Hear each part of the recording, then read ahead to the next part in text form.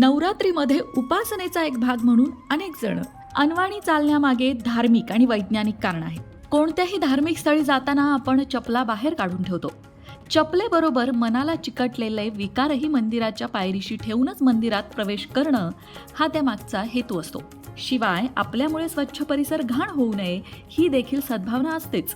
नवरात्रीमध्ये सुद्धा पायात चपला, बूट, सँडल काहीही न घालता चालणारे अनेक जण आपल्याला दिसतात. पण यामागे धार्मिक भावना आहे मान्य, उपासनेचा एक भाग आहे मान्य, पण शास्त्रीय कारण सुद्धा आहे बरं का. आपल्या पायाचे तळवे अतिशय संवेदनशील असतात. संपूर्ण देहाचे ॲक्युपंक्चर पॉइंट्स आपल्या पायाच्या तळव्यांमध्ये असतात.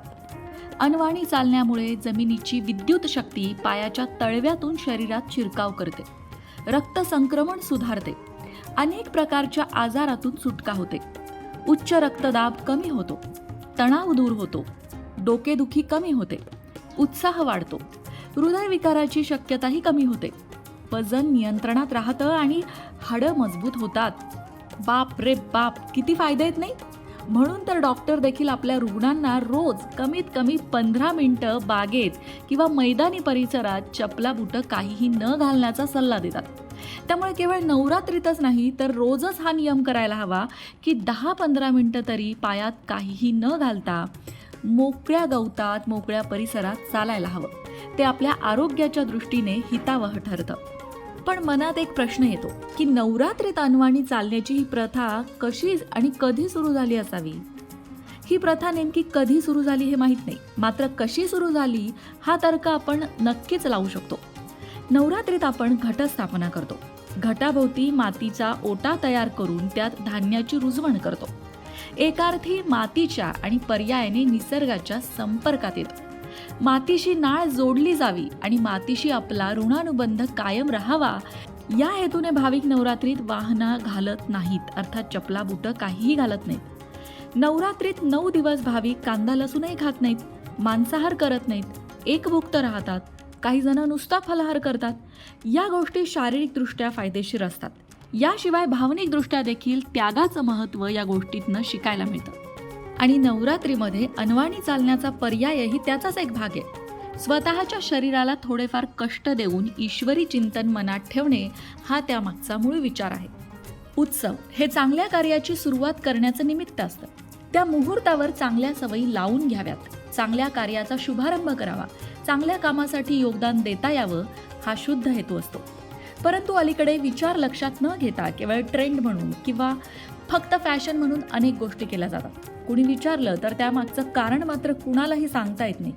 आणि मग आपण धार्मिक दृष्टीने एखादी गोष्ट करतोय पण त्यामागचं खरं कारण आपल्याला सांगता आलं नाही तर आपलंच हसू होतं. धर्म संस्कृतीवर सुद्धा प्रश्न उभे राहतात की यांना यांच्या धर्माबद्दल नीट माहितीच नाहीये. म्हणूनच एखाद्या गोष्टीचं अनुसरण करायचं असेल तर त्याआधी संपूर्ण माहिती करून घ्यावी. त्यामागे काय अर्थ आहे, काय हेतू आहे, कुठलं शास्त्रीय कारण आहे हे सगळं जाणून घेण्याचा प्रयत्न करावा. आणि हे सगळं तुम्हाला कुठे कळेल? अर्थात आपल्या लोकमत भक्ती चॅनलवर. म्हणून तर लोकमत भक्ती चॅनलचे व्हिडिओ नियमित बघत राहा आणि अशीच नवनवीन माहिती मिळवत राहा. कारण आजच्या या व्हिडिओतनं सुद्धा तुम्हाला नवरात्रीमध्ये चपला बुटं न घालता का चालतात ह्याचं कारण नक्कीच समजलं असेल. मंडळी, एखादी गोष्ट आपल्या सवयीची होते. आपली उशी जरी बदलली तरी रात्री झोप लागत नाही. अशी परिस्थिती म्हणजे किती आपण एखाद्या गोष्टीवर अवलंबून होतो. आणि आपल्याला हे नियम हेच शिकवतात की आयुष्यामध्ये या सगळ्या गोष्टींचा त्याग करूनही फक्त ईश्वरावर लक्ष केंद्रित करता आलं पाहिजे. आपण आपला कम्फर्ट अर्थात आपल्या सुखसोयी सुविधा बघत असतो, पण सुविधांच्या पलीकडे जाऊन सुद्धा आयुष्य आहे हेच सांगण्याचा प्रयत्न या सणवारातून केला जातो. मग मंडळी, आजची ही माहिती तुम्हाला कशी वाटली नक्की सांगा. आणि तुम्ही सुद्धा असा काही नियम केला होता का या नवरात्रीत हे सुद्धा सांगा. मंडळी, वास्तुशास्त्र, ज्योतिषशास्त्र, अंकशास्त्र यासारख्या विषयांवर तुमच्या मनात काही शंका असतील तर त्या कमेंट बॉक्समध्ये नक्की विचारा. तुमच्या प्रश्नांची उत्तरं घेऊन येण्याचा प्रयत्न आम्ही नक्कीच करू. त्याचबरोबर आणखीन कोणत्या विषयांवरचे व्हिडिओ तुम्हाला ऐकायला आवडतील ते सुद्धा कमेंट करून सांगा. म्हणजे तुम्हाला हव्या असणाऱ्या विषयांवर सुद्धा व्हिडिओ घेऊन आम्ही येऊ.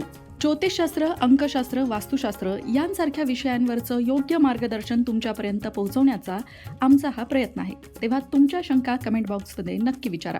अशाच प्रकारच्या माहितीपूर्ण व्हिडिओंसाठी लोकमत भक्ती चॅनलला सबस्क्राईब करा आणि बेल आयकॉनवर सुद्धा क्लिक करा, म्हणजे आमच्या नवनवीन व्हिडिओचं नोटिफिकेशन तुम्हाला मिळत राहील.